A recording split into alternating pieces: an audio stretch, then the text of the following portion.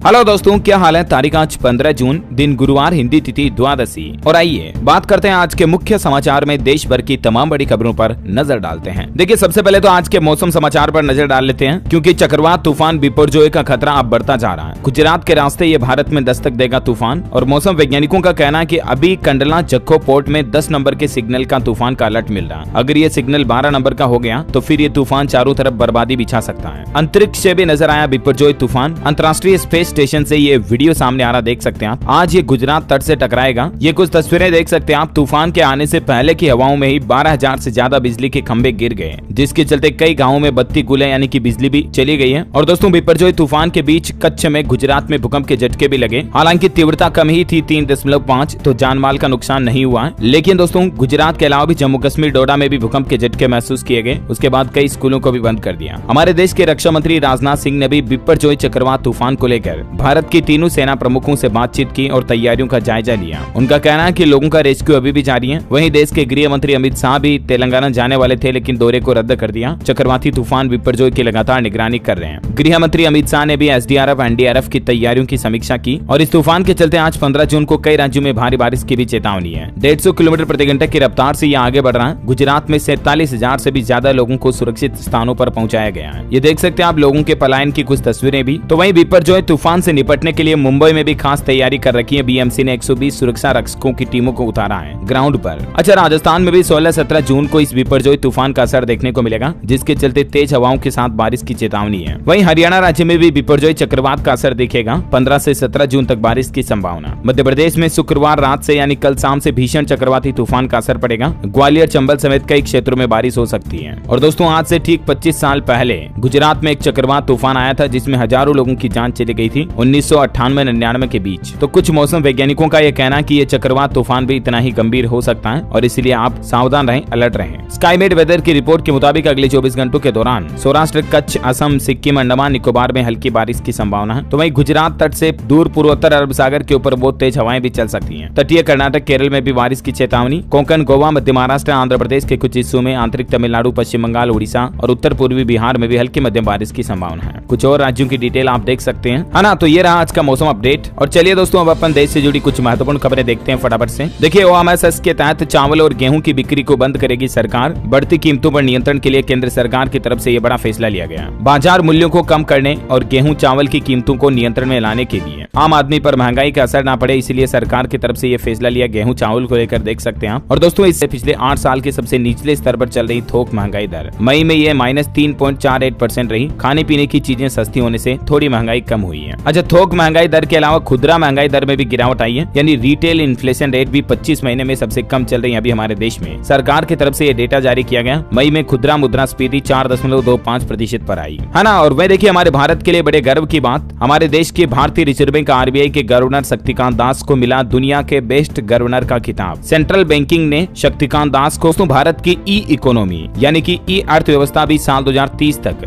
$1 trillion तक पहुंच जाएगी। हालिया ताजा रिपोर्ट में इस बात का भी पता चला है। अच्छा, वही खबर तो ये भी है दोस्तों कि चीन को भी पछाड़कर भारत जल्द ही बनेगा तेल का सबसे बड़ा आयातक। ग्रीन हाइड्रोजन क्षेत्र में बन सकता है वर्ल्ड लीडर। अंतर्राष्ट्रीय ऊर्जा एजेंसी के चीफ के मुताबिक ये रिपोर्ट सामने आ रही है। चलिए, रियल एस्टेट का आंकड़ा आ रहा है कि जनवरी, फरवरी, मार्च इस तिमाही में दिल्ली एनसीआर में सबसे ज्यादा 16% बढ़े घरों के दाम, यानी रियल एस्टेट मार्केट में भी तेजी आई है। अच्छा, वहीं बड़ी खबर है कि पीएम प्रमाण स्कीम को मंजूरी दे सकती है मोदी कैबिनेट। केमिकल फर्टिलाइजर पर सब्सिडी का बोझ कम होगा इससे किसान भाई लोगों के लिए। और सिटी बस स्कीम को भी मंजूरी मिल सकती है जल्द ही, है ना। और वहीं देखिए, देश के डेवलपमेंट पर एक नजर डालिए आप कि बुलेट ट्रेन प्रोजेक्ट का निर्माण कहां तक पहुंचा है। इसका फेज 2 शुरू हो चुका है। 360 मीटर लंबा पहला ब्रिज तैयार है। पिलर की गहराई इतनी ली जा रही है कि 16 मंजिल बिल्डिंग के बराबर है। देश की पहली हाई स्पीड ट्रेन करीब 300 किलोमीटर प्रति घंटे की रफ्तार से 508 किलोमीटर का सफर तय करेगी। गुजरात, अहमदाबाद से मुंबई तक का यह सफर मात्र 2 घंटे 7 मिनट में तय हो पाएगा। ये देख सकते हैं आप कुछ तस्वीरें। सबसे लंबा ब्रिज में लोक कला विकास बोर्ड का भी गठन किया जाएगा, जिसमें लोक कला से जुड़ी जातियों को साधने की कोशिश कर रही गहलोत सरकार। और इस बोर्ड के जरिए कलाकारों को आर्थिक मदद भी दी जाएगी, है ना। और चलिए, अगली आदि पुरुष के 1 लाख एडवांस टिकट बिक चुके हैं। पहले दिन ही 50 करोड़ के कलेक्शन का अनुमान है। 15 से 18 करोड़ हिंदी वर्जन में भी कमा सकती है फिल्म। 16 जून को ये मेगा बजट फिल्म रिलीज होगी। 3D में आएगी ये सिनेमाघरों में, आप भी चाहें तो इसे देख सकते हैं।